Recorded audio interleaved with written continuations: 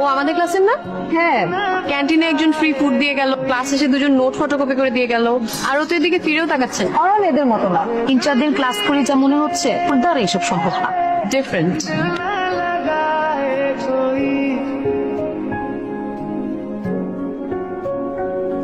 এই ফাইলে তোমরা প্রত্যেকে যার নাম, মোবাইল নাম্বার আর ইমেল অ্যাড্রেস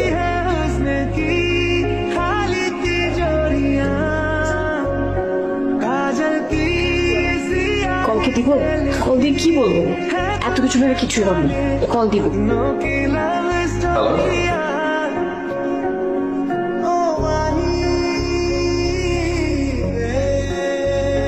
কই তুই? কতক্ষণ লাগবে তোর আসতে?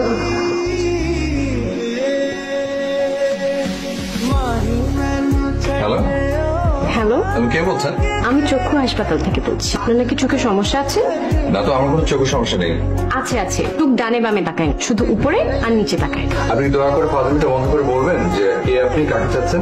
না বললে কি করবেন? রাখছি। আমি জেরিন। কোন জেরে? আপনার ক্লাসমেট। আমার ক্লাস তো জেরিন নামে কেউ নেই। আজ সকালে যাকে ক্লাসে ঢুকে দেখেছেন সে। ও, আপনার নাম জেরিন? আমি তো জানতাম আপনার নাম জেরিন। দেখুন, আপনি মেয়েদের প্রতি আগ্রহ দেখান না বা কথাবার্তা বলেন না, এটা বেশ ভালো, কিন্তু তাই বলে নাম ভুল জানার ভানটা না করলেও পারতেন। আমি সত্যি জানতাম আপনার নাম জেরিন। এই জিনিসটা ইম্পর্টেন্ট।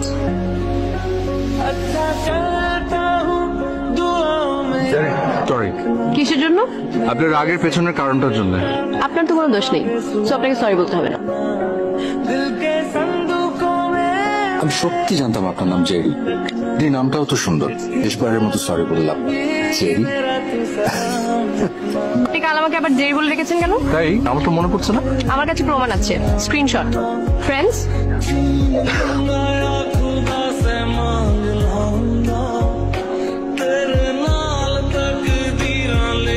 কাল তো ভ্যালেন্টাইন্স ডে। টিভিতে নাটক দেখবো। আমি চাই কেউ একজন আমাকে প্রপোজ করুক। বললো তো ভার্সিটির বড় ভাই। কিন্তু আমি চাই আমার যাকে ভালো লাগে সে আমাকে প্রপোজ করুক। আচ্ছা, আমার মোবাইলের চার্জ শেষ হয়ে গেছে, আমি তোমাকে পরে ফোন দিই। তোমার বাবা ঘুমিয়েছে? বাবা 10টায় ঘুমিয়ে পড়ে। ফোন দিয়েছো কেন? আমার সাথে কল দেয়নি। বিপদ তোমার বাসার সামনে ভার্সিটির বড় ভাই চলে এসছে। আশার সামনে চলে এসছে, আজ আমি ওকে মেরেই ফেলবো।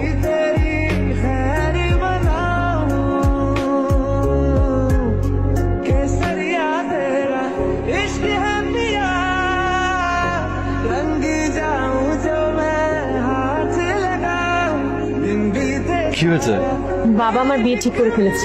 বিয়ে ঠিক করে ফেলেছে মানে? যা শুনেছো সেটাই বলেছি। হুট করে কিভাবে বিয়ে ঠিক করে ফেলে? কয়েকদিন ধরে এই কথা বলছিল। এরকম কথা তো কতই বলে। বাবা যে এবার এত সিরিয়াস হয়ে যাবে আমি সত্যি বুঝতে পারি। আমি তোমাকে ছাড়া থাকতে পারবো না। আমিও। তোরা যা বলেছিস আমি সব শুনেছি, কিন্তু এই ব্যাপারটা এক ফোঁটা ছাড় দেবো না আমি। 3 দিন পর ওরা আসবে। কিছু একটা করো, আমি পারবো না তোমাকে ছাড়া থাকতে। কেঁদো না তুমি। আমি তোমার বাবার কাছে যাব। কি কি বলবে তুমি? কি করবে? আমি কি বলবো কি করবো জানি না। আমার ভালোবাসা চাইতে যাবো।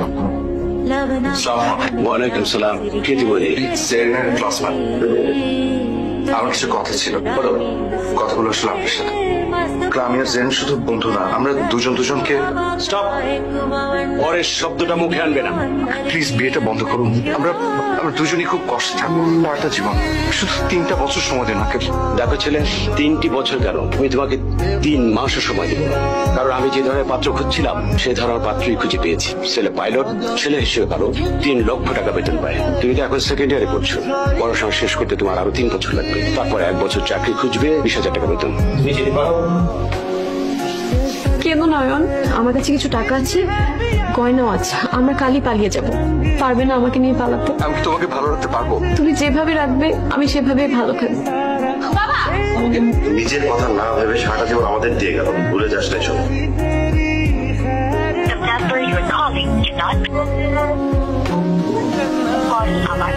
জেরিনকে দেখেছো? ওকে ফোনে না পেয়ে ওর বাসায় গিয়েছিলাম, কাল বাসায় কেউ ছিল না। তুমি কিছু জানলে আমাকে জানিও। তুমি এখানে কেন? জেরিনের সাথে একটু কথা ছিল। 8-9 দিন হলো আমি ওকে দেখি না। আমি শুধু একবার দেখে চলে যাবো। এর বিয়ে হয়ে গেছে, জেরিন এখন শ্বশুর বাড়ি।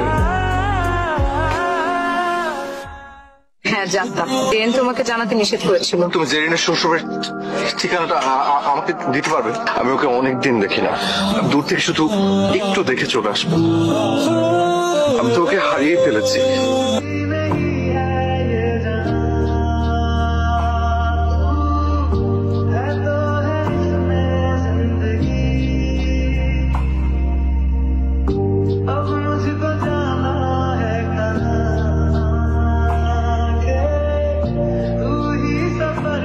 জেরিন ভাবির কাছে আসছেন?